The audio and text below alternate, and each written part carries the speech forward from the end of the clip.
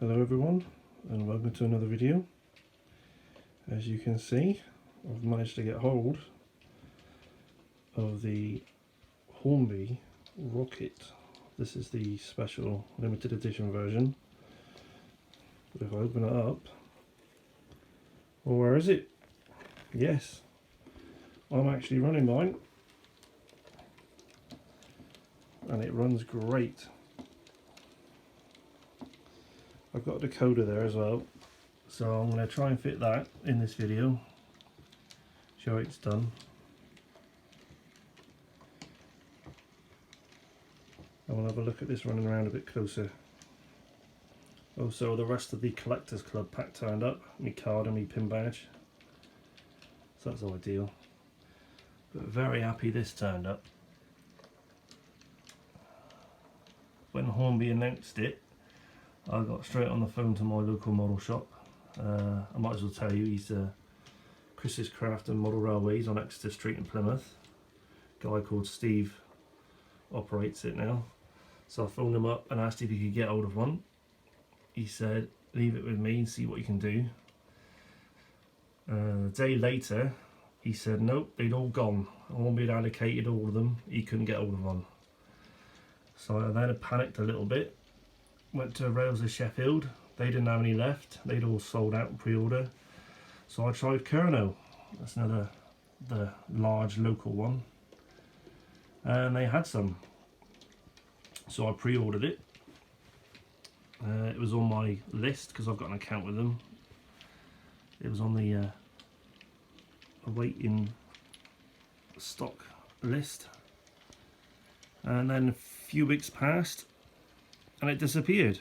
They didn't have any on their webpage, not even the standard edition ones. So again, I panicked a little bit. So I went to Hatton's and tried ordering one then. The order went through again to awaiting stock because they weren't out yet. And then I heard that they were being sold up in Paignton of all places.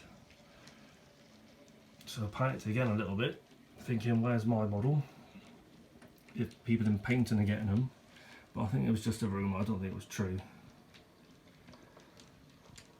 And then a week after that it turned up from Kerno. And then I had an email from Hatton saying they couldn't get any, they'd all sold out, and as I was one of the last ones to order with them, I couldn't get one. So I consider myself very lucky to get hold of one of these. If you go on eBay, there's got to be dozens on there for sale now at stupid prices, so I feel very sorry for those who couldn't get hold of one. But my advice to you is to hang on until the standard release comes out, and hopefully you can order one of those, because it is a cracking little model. So what I'll do is I'll stop it, I'll have a go at fitting a decoder, and then we'll see what happens from there.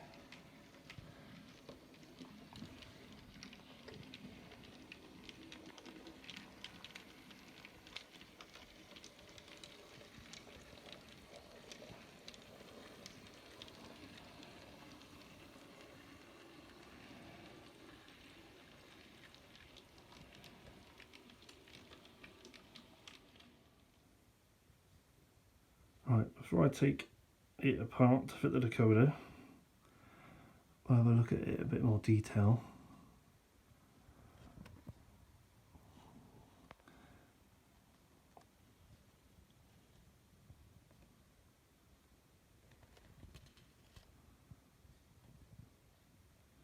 It comes with figures, but I don't know who painted mine.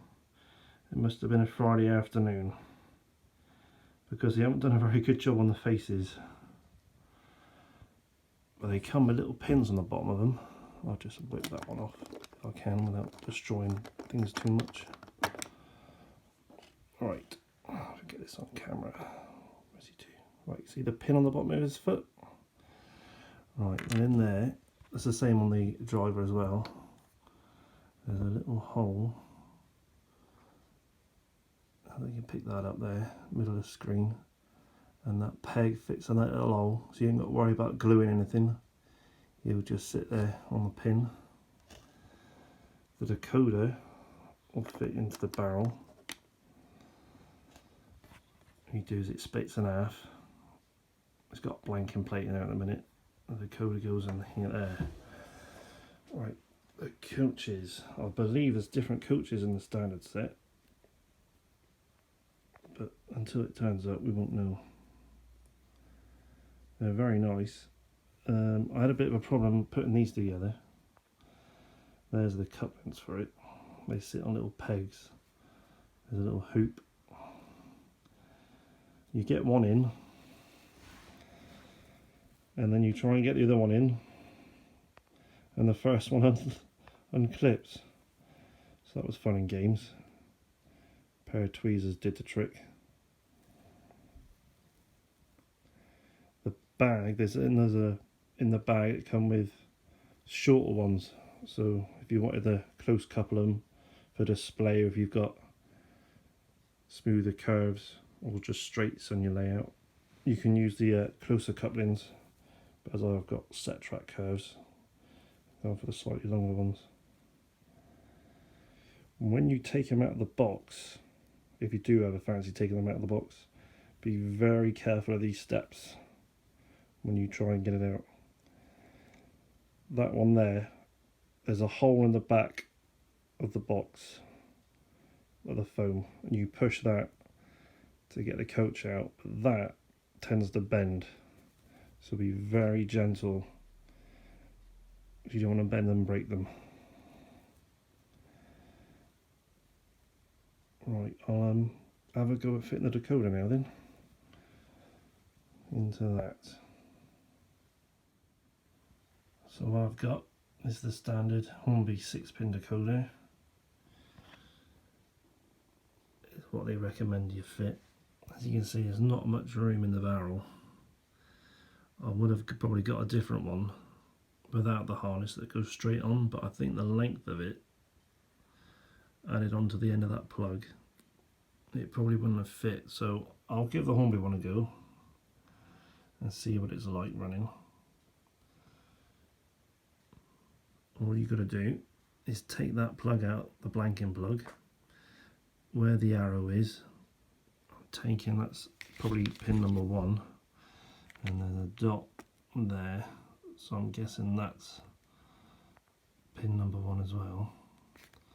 So I'll marry them up, and then we'll see if we can get the lid back on. The barrel itself, hang on, it's the same sort of thing. You've got pins and holes. They just push fit together. Right, give me a minute to swap the plate over. Well, we've had a bit of a disaster. The plug doesn't fit very well at all. The pins are a lot longer on the decoder than they were on the blanking plug. However, I tried it out. It went forwards nicely, and I put it in reverse. It made a horrible noise, and then yeah, short. And the decoder is very hot, so something has gone terribly wrong somewhere. I'm going to put the blanking plate back on, check it runs on the analog system, and then probably forget about running it on digital and just keep it for analog. So it's all back together on the analog with the blanking plate in. Just popped on my short bit of test track that I've got laid out. Oh, going the wrong way. There we go. So he still works alright. So just a dodgy decoder again, I think.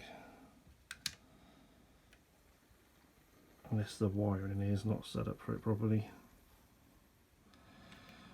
I'm happy to keep it on the analog system, so I'll put him back in his box until I've built a analog train set or layout. Yeah, so shame about the DCC decoder. But there's a look at the other side of the model. I'll just have to keep them as is, because there's not much room in there for a different type of decoder. As it is, the drawing in the sheet shows the plug and socket sat deep down into the barrel, whereas as you saw on my one, he was hanging out. So I'll probably take the decoder back, see if I can get my money back on it. If not, never mind. I might try a different decoder in there if I can get one small enough, but it won't get much running. Probably sit in this box till next time I get it out. Well, thank you for watching. Shame we couldn't see it run on digital system. We'll try again next time. So, for now.